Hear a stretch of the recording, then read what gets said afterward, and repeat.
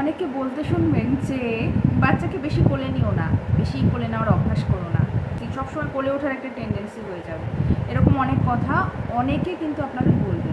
কিংবা বাচ্চা যখন দুষ্টুমি করে তখন আমরা বকি ভীষণভাবে, এই কেন করেছো এটা, ভীষণভাবে আপসেট হয়ে পড়ি, বিরক্ত হয়ে যাই এবং খুব জোরে বকে ফেলি এবং কিছু কিছু সময় তো গায়ে হাত পর্যন্ত তুলে ফেলি, বা অনেক বাবা মাই তুলে ফেলেন। একটু ভেবে দেখেছেন যে একটা বয়সের পরে আপনি চাইলেও কিন্তু ওকে পাশে পাবেন না। আপনি যদি চান আমি একটু ওকে বকি, সেই সুযোগটা পর্যন্ত পাবেন না, এরকমও কিন্তু সময় আসতে পারে। অনেক সময় বাচ্চারা যখন বড় হয়ে যায়, নিজের পায়ে দাঁড়াতে শেখে, কেরিয়ার তৈরি করে, তখন কাজের সূত্রে কিন্তু অনেক দূরেও ওদের যেতে হতে পারে।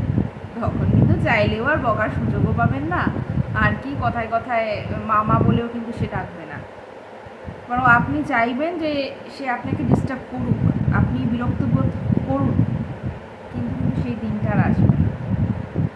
তাই আমি এটাই বলবো যে সময় থাকতে থাকতে, আর এই সময়টা না, এই যে বাচ্চা বয়সের যে সময়টা, এটা খুব অল্প দিন। খুব কষ্ট হচ্ছে জানি, নতুন মায়েদের ভীষণ কষ্ট হচ্ছে, আমিও ভীষণ মানে একটা সময় ফ্রাস্ট্রেটেড হয়ে যাই, বিরক্ত বোধ করি, কিন্তু আমার মনে হয় যে না, এই সময়টা চলে যাচ্ছে, আর ফিরে পাবো না। খুব তাড়াতাড়ি বাচ্চাগুলো বড় হয়ে যায়, খুব তাড়াতাড়ি ওরা বড় হয়ে যায়। এই সেদিন ওকে নিয়ে আসলাম বাড়িতে, এর মধ্যে দেখুন 6টা মাস পার হয়ে 7 মাস চলছে।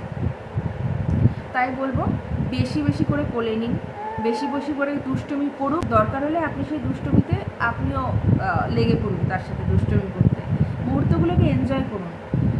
এই মুহূর্তগুলো আর ফিরে পাবেন না। বড় হয়ে গেলে কিন্তু ওদের মেন্টালিটি কী হবে, যতই আমরা ভালো শিক্ষা দিই না কেন, কিছুটা জায়গা ছাড় দিতেই হয়, কিছুটা জায়গা ওরা ওদের মতোই চলবে আর কি। তাই সময়গুলোকে এনজয় করুন, আমি সেটাই বলবো।